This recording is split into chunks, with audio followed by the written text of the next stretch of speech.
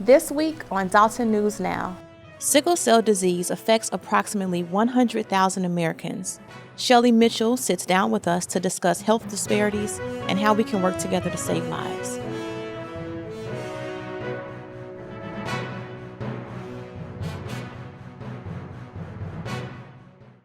Hello everyone, I'm Giovanni Nixon. Welcome back to Dolton News Now, a weekly news program that brings you information, live interviews, and coverage to keep you informed and engaged. Today we have a very special guest with us. We have Shelley Mitchell. She is the regional manager for Versiti, and we are going to talk about blood health, things that you can do to help save lives, and the importance of being a blood donor. So welcome, Shelley. Thank you. We're happy to have you with us today. I gave a 2-second introduction to who you are, but if you could just give them a little more details about your position at Versiti and what you do in your role. Absolutely, thank you. So as she said, my name is Shelley Mitchell. I am the regional manager for donor recruitment. And what my team does is that we go out and educate the community on the importance of donating, and then we look to get hosts to partner with us to be able to share the gift of life. Okay. Now we have, as many residents may already know, we do have a blood drive here in the village of Dolton. Mayor Rogers partnered with Versiti to bring a blood drive here. But before we get into the details of the blood donation drive, we really just want to talk about the importance of donating blood. There may be residents who don't really understand the significance of it. So if you can speak to the importance of donating. Absolutely, thank you. Yes, it is so important. So about 38% of the population is eligible to donate blood, but only about 10% does. So that tells you the importance of it. And 1 in 7 people that go into the hospital will use blood. Wow. So even in our community, it's even more so. Typically in our culture, we don't necessarily donate as much. We don't really understand as much about the importance of it, but it does have an importance. We are our own best match. And so bringing awareness to the community about the importance and how they can help one another, specifically sickle cell patients with diverse units, is very important. Wow, so you mentioned of the 38% that's eligible to donate, only about 10% actually do. Absolutely. And I know that there are reasons because of that. People may have fears, reason to cause them to hesitate and maybe not understand the process. So can you speak to some of the barriers that prevent people from wanting to donate blood? Absolutely. So first of all is knowledge, right? Not understanding the full concept of what it does. Some of it is fear of needles, think that they're going to be sick, or really not trusting the environment, right? So that is part of what my team and I try to do, especially in our diverse communities. We really want to make sure that we bring a great level of awareness. Some people think they can't donate because maybe they're on high blood pressure medications or maybe they're diabetic. But you can donate in those instances as long as those situations are under control by medication. Okay, I know I've donated blood once before. Of course, I'll donate at our event on the 13th, but I donated once before. It was a great experience. I didn't have any pain. It was pretty simple, but I was nervous before I went the first time. Right. So I can relate to some of the fears that people may have, but I didn't have any issues. Everything went smoothly. And just knowing that one donation can save up to 3 lives. Absolutely. So it takes less than an hour for you to donate, and you can actually impact 3 lives with that one donation. And I know that for those who plan to donate, hopefully everyone watching plans to come and donate on the 13th, but there's some preparation that needs to happen before you decide to show up and be a donor. Absolutely. So can you speak to the preparation? Absolutely. We like potential donors to make sure that they eat well, that they are very hydrated, and that they rest well as well. And you want to do that days leading up to the blood drive, just so your experience is what you expect. Majority of folks that donate have the very same experience that you had. It's uneventful. The worst part of it probably is the finger stick, right? And then from that, you get up feeling like you really did something wonderful for a family. Okay. And I know on your website, there's a wealth of resources. I mean, I have some items here. There's a list of common concerns. We talked about, you mentioned sometimes people feel like they have a heart illness or different things.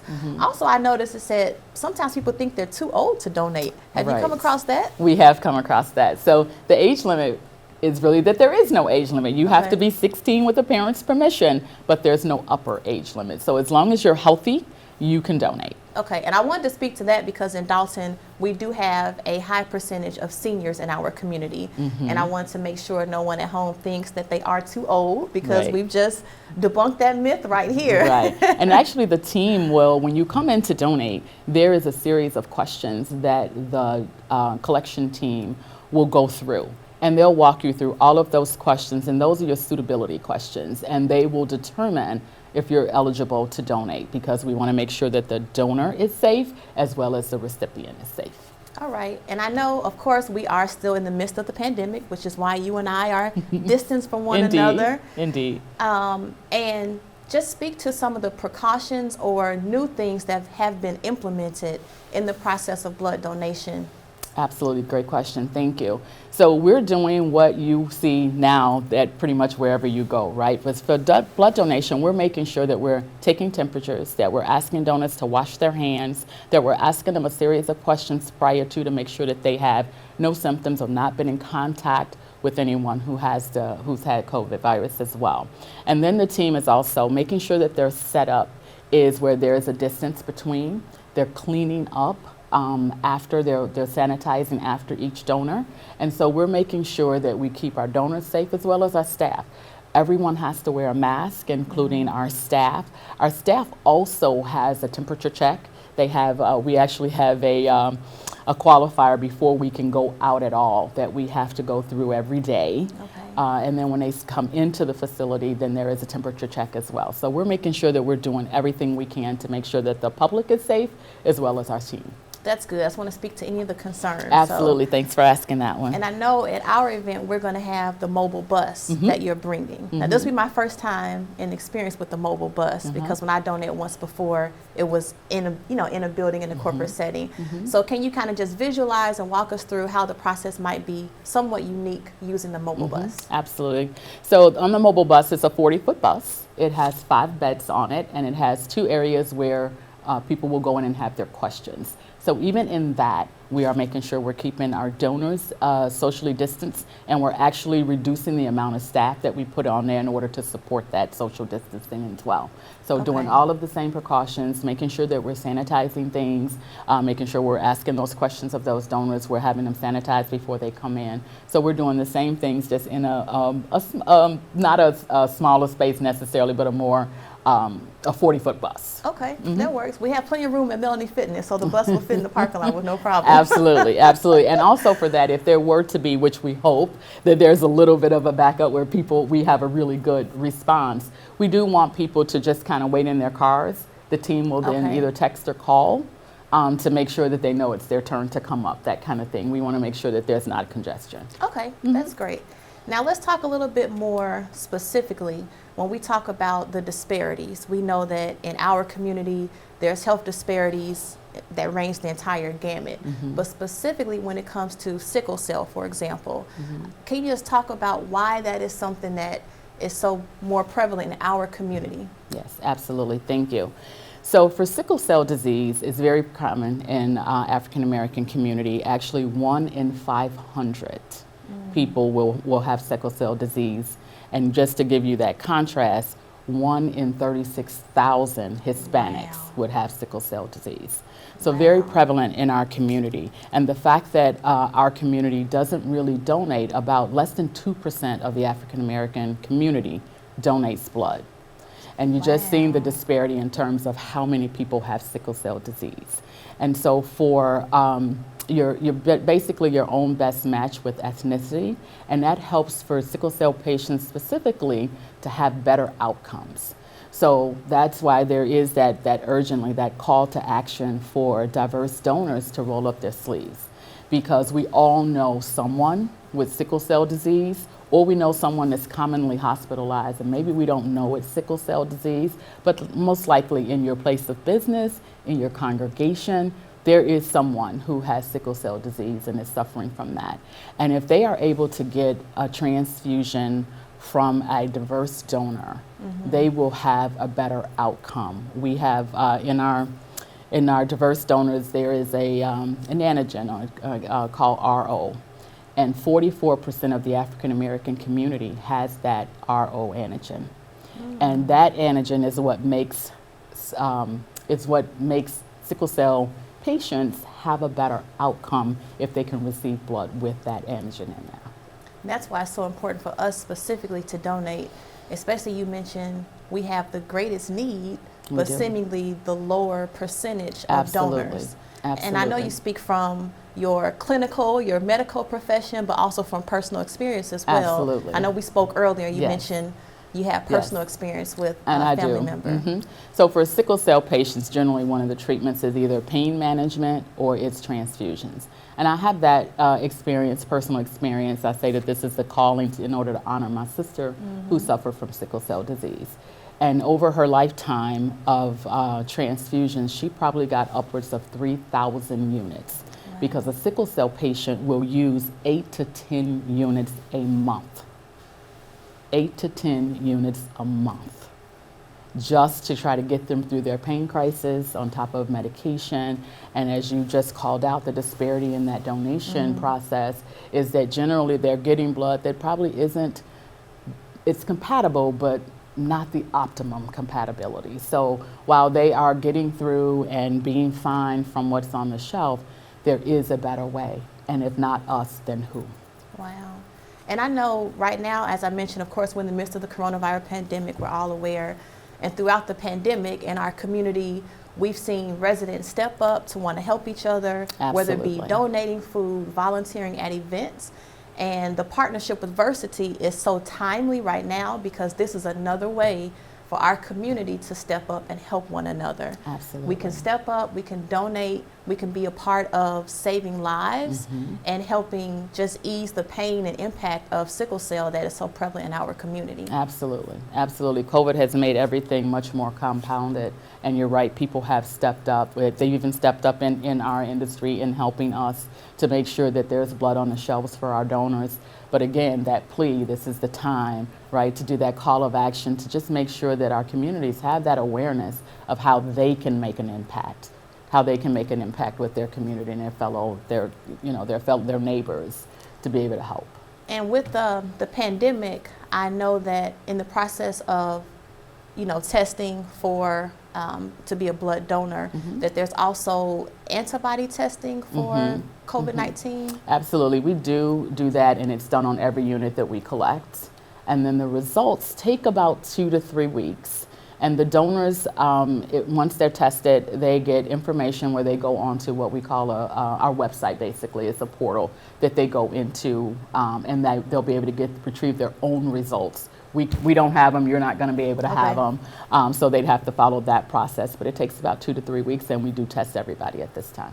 Okay, so that's good. So they'll Absolutely, receive the COVID there's some exposure. antibody test, and we've been speaking to the importance of being tested as well. We have COVID testing going on outside of Village Hall right now. So Mayor Rogers has that going on twice a week. So that's another way to make sure we're taking care of our health and being proactive. In terms of, I must rewind a little bit about sickle cell. So when we think about, any disease or illness, there's always preventative steps, things you can do to help prevent something.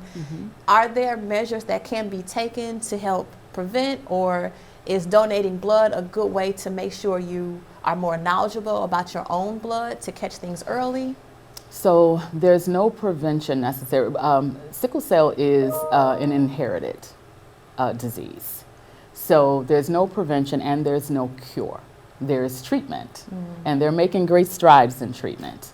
Again, as I mentioned, one of the best abilities for comfort for them is managing their pain and then blood transfusions.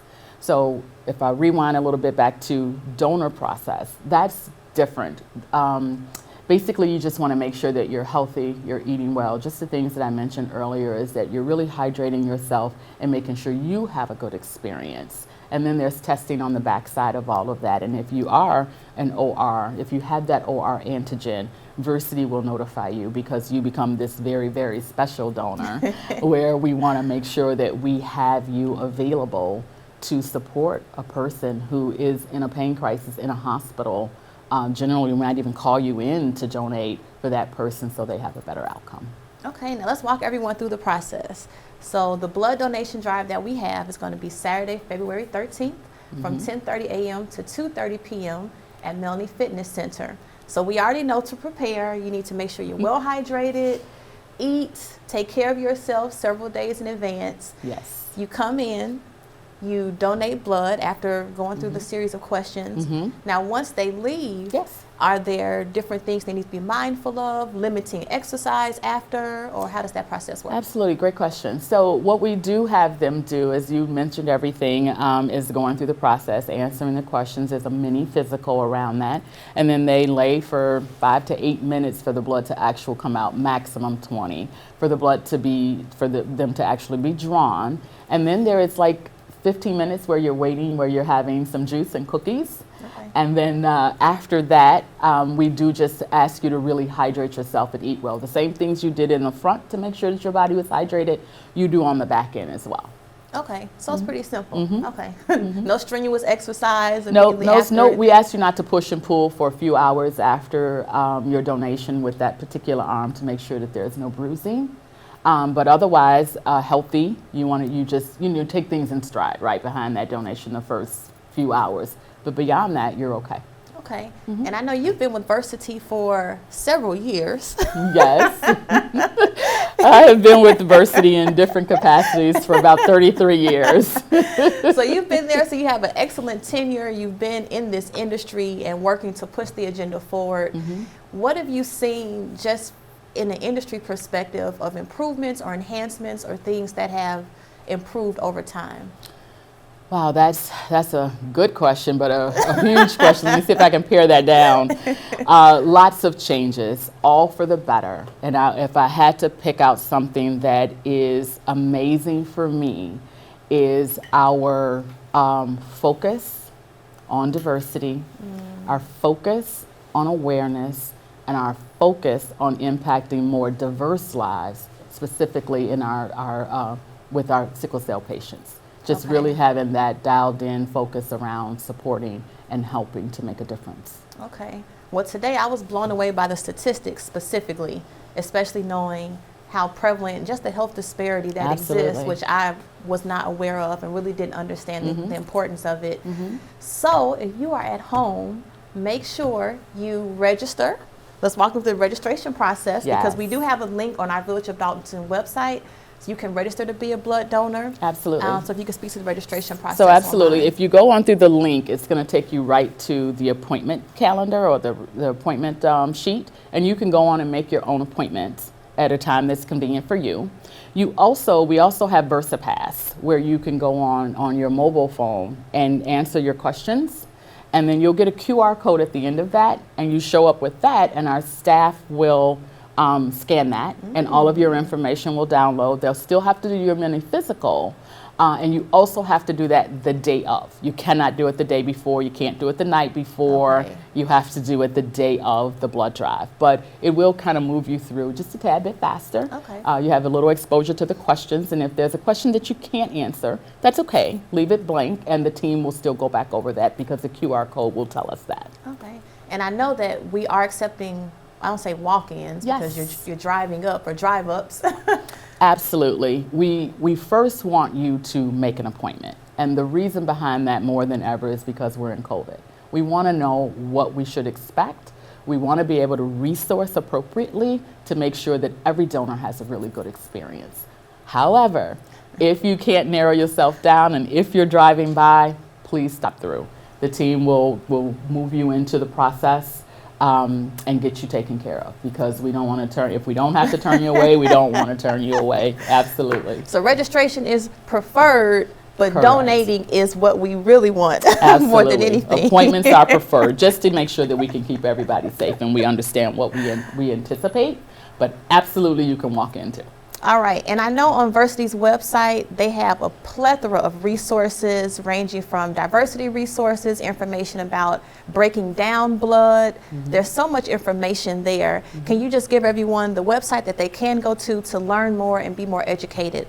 Absolutely, and that is versiti.org/Illinois. We are in 5 states, so we want that you pick your community, which is Illinois. So Okay. versiti.org. All right, and we'll have a link to that, like I said, on our Village of Dolton website as well, so that you can go there, get informed, and find other ways that you can step up, because we're still in the pandemic and we want to work collectively as a community to help save lives and help support Absolutely. each other, especially during this trying time. Absolutely. Now, is there Absolutely. anything else that we needed to discuss that we may have missed today that we need to add?